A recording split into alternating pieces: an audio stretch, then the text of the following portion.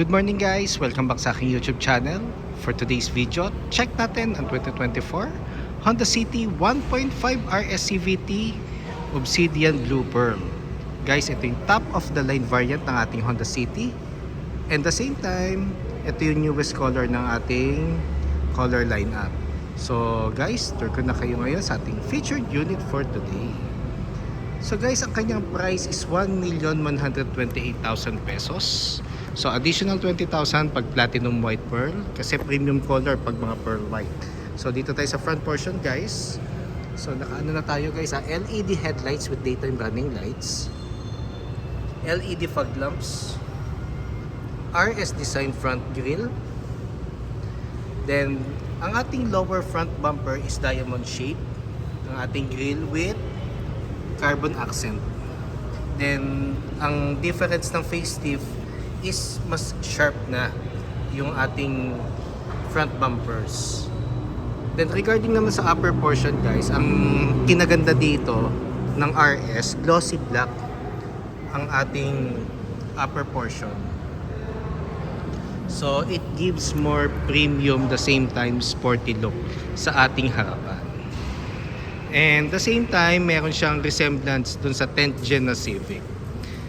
Ang maganda rin dito guys, yung fog lamps pala. So yung garnish niya, ang ganda. Nagko-complement siya dun mismo sa shape ng ating front bumper. So regarding naman tayo guys sa engine, so 1.5 CVT or 7-speed automatic, double overhead cam, front wheel drive, 121 horsepower, 145 Newton meters of torque. Powerful yet fuel efficient ang ating makina. So gas consumption niya guys, nag-range siya 8 to 14 km city driving, 14 km and up naman pag highway. So it will depend palagi sa driving habit nyo. Pero overall fuel efficient siya.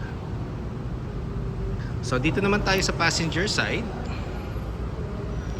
So regarding naman sa gulong guys, naka-ano tayo, 16-inch RS design alloy wheels.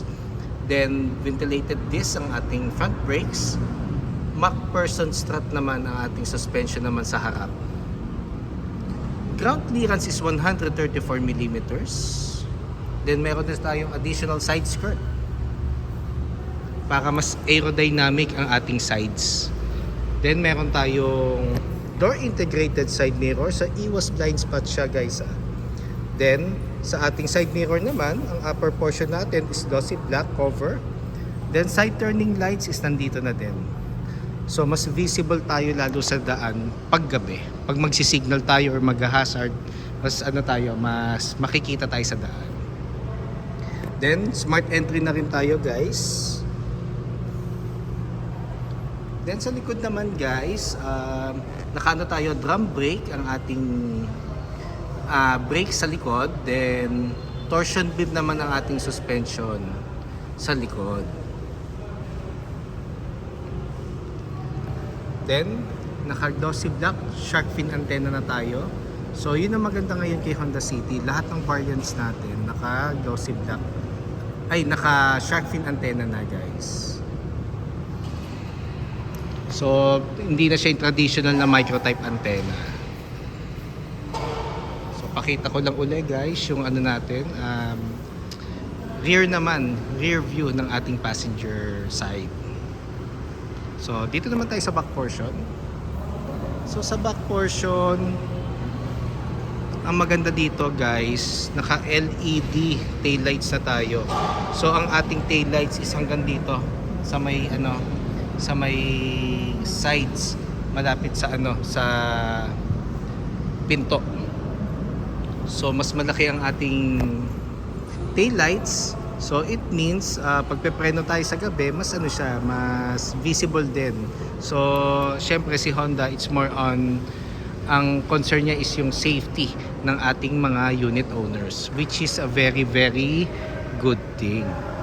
Then meron tayong duct type spoiler na glossy black, which is nagko-complement siya mismo doon sa pinaka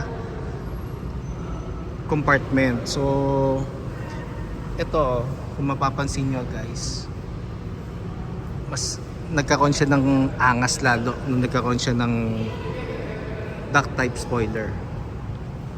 Then iba na rin ang shape ng ating RS emblem. So mas ano na siya, mas malaki.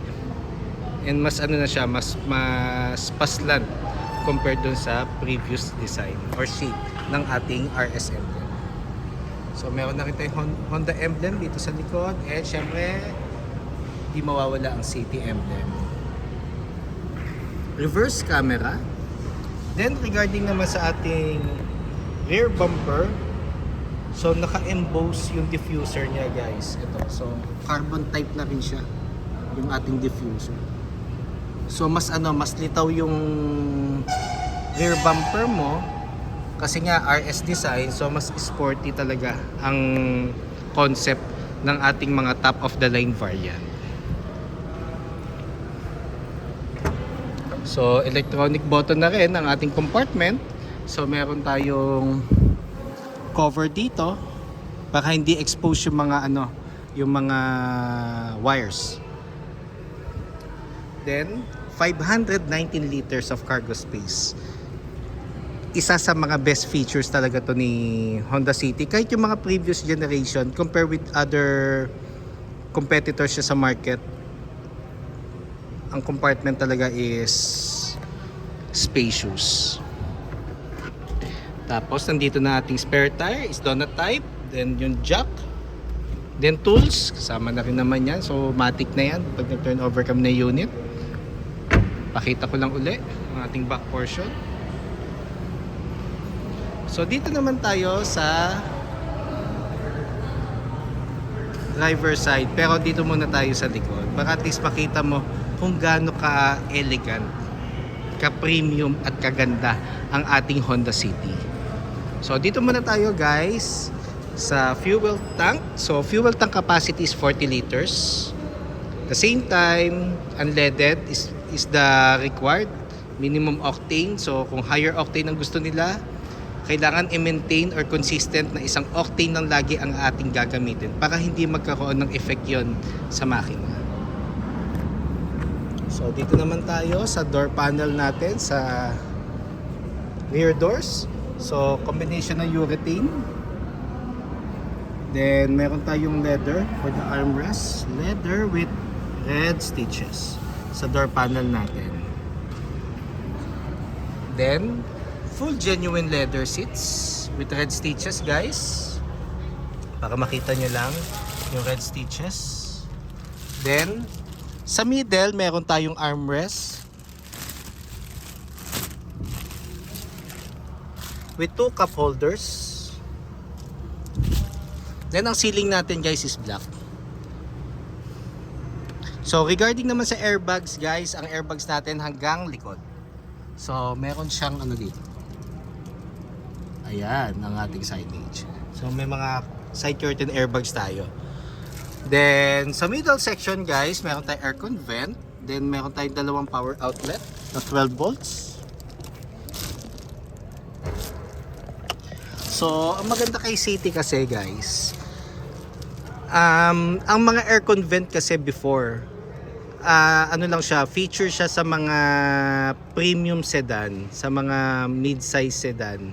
So ngayon kasi ang ginawa ni Honda, ang ginawa niya, nilagyan niya na rin ng aircon vent ang mga City natin kasi nga yung kanyang category, it's more on high end for a sedan na ka-segment niya. Gusto ni Honda yung features is way ahead compare sa mga competitors niya, and which is an advantage of Honda when it comes to features sa interior, the same time the engine itself. Napakwento tuloy ako guys. So upo lang tayo. So spacious legroom. So ito nakasagad to guys sa dulo. So what more pag inusod pa lalo ng driver yung seats pa forward. So regarding naman kay Honda, interior space, headroom and legroom, syempre hindi magpapatalo yan. Laging maluluwag at komportable ang ating interior space. Then nandito na rin ang ating dome light. So sa 8 years ko kay Honda guys, wala naman ako naging concern regarding sa unit. Normally mga claims lang, then siguro yung issue na minor lang which is with other units, pero na naman fast response naman ng ating service department, kaya yun din ang kinagusto ko sa Honda. So talagang inaalagaan namin ang mga kliyente namin. So dito naman tayo sa door panel sa driver side, sa driver seat. So nandito yung buttons natin. Power folding side mirrors. So adjustments ng mirrors. Ito yung kanyang knob kung gusto mo adjust left or right. Central door lock, window lock, window switches. Dito naman tayo sa driver seat. So sa driver seat guys, meron tayong bukasan dito ng lever ng ating compartment, PSI. So normally guys, ang PSI na sinasabi ko lagi or tire pressure sa mga kliyente ko is 32 sa harap, 30 sa likod. So kung gusto niyo adjust, wala namang problem. So manual adjustment ang ating height guys for the driver seat.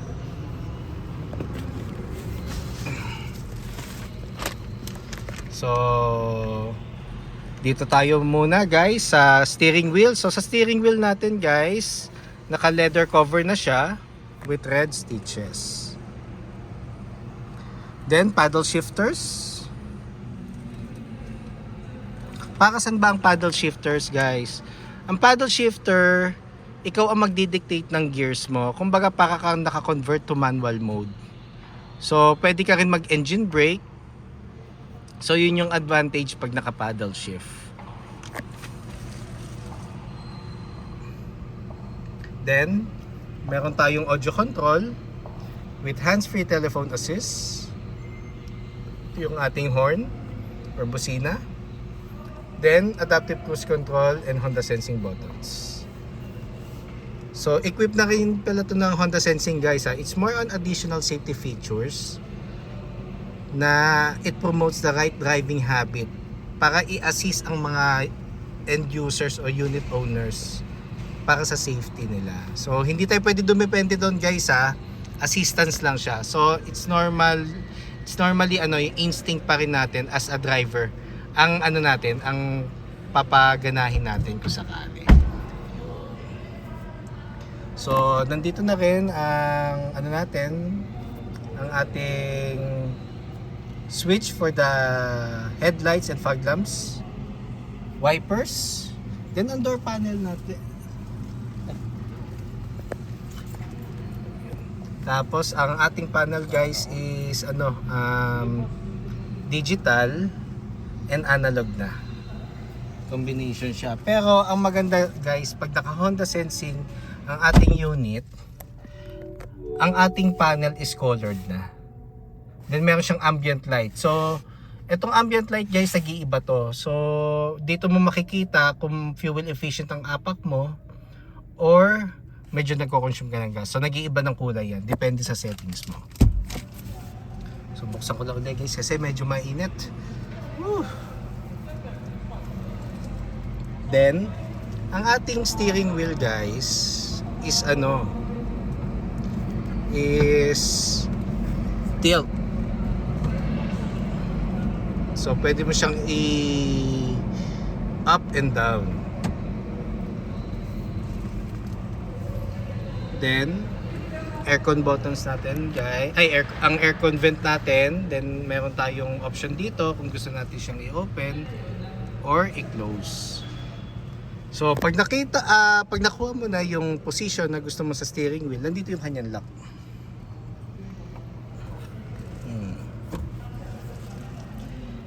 Then meron tayong VSA or Vehicle Stability Assist. So it's more on traction control din guys. So pag medyo uphill ka at medyo madulas ang daan at medyo na-sense ng mga gulong na medyo kailangan niya ng traction, ibabalance yan ng sasakyan. Yun yung pinaka-purpose niya.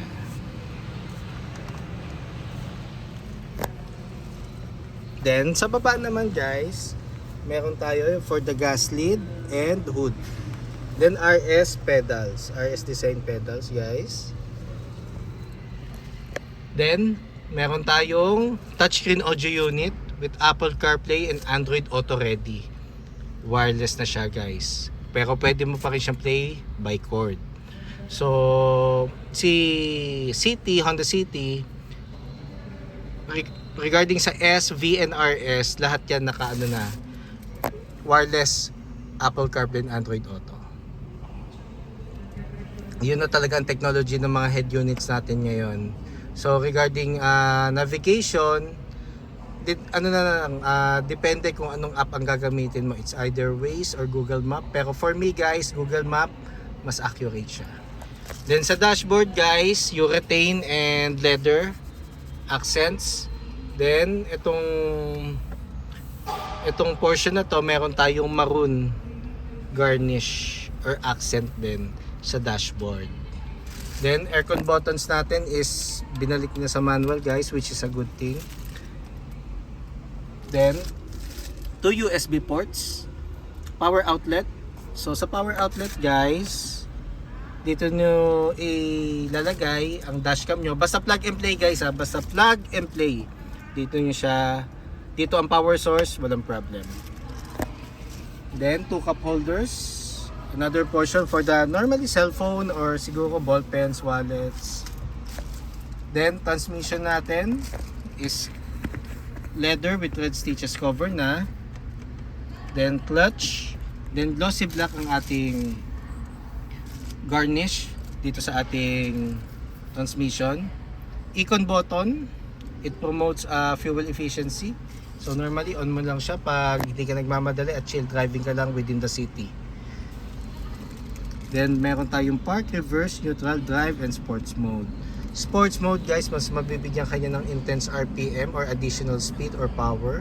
Pero expect natin guys na mas magko-consume siya ng gasoline compare sa drive. Pero guys, sa drive lang kayang i-comply talaga ng Honda City or ng makina ang speed or power na gusto mo. Then handbrake. So kung mag-handbrake tayo guys, yung pinakamataas, lalo na pag mga medyo pa-incline ang ating parking, para at least safe lang na hindi gagalaw ang ating unit or aatras. Armrest. So leather, ano na rin siya, leather texture. Ating armrest with console box. So sa console box, car sense, candies, cords, coin purse, yan mga ilalagay mo dyan. Friendly reminder lang. Passenger seat. Then dashboard. Sa dashboard guys, warranty booklet, owner's manual, insurance policy just in case meron kang hard copy, tsaka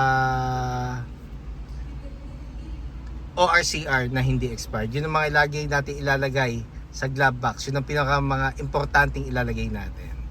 Friendly reminder guys. Then ang ating side mirror, rear view mirror. Then ang ating map light is halogen. Then visors with mirror. So nandito yung mirror niya.